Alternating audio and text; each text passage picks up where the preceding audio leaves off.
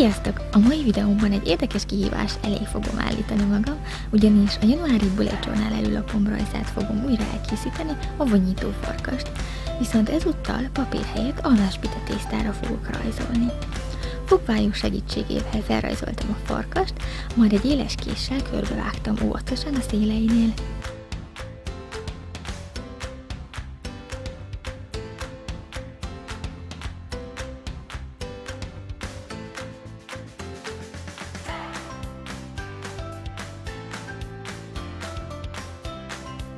Ezután ráhelyeztem a háttérnek szánt vékonyra nyújtott tésztára, és megrajzoltam a hegyeket és a fenyőfákat.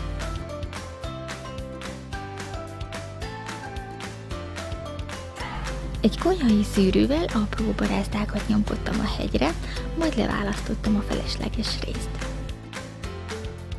Ezután jöhet a színezés, amivel kiemeltem az érdekesebb részeket. A festéshez tojássárkáját használtam, amihez kakaóport kevertem.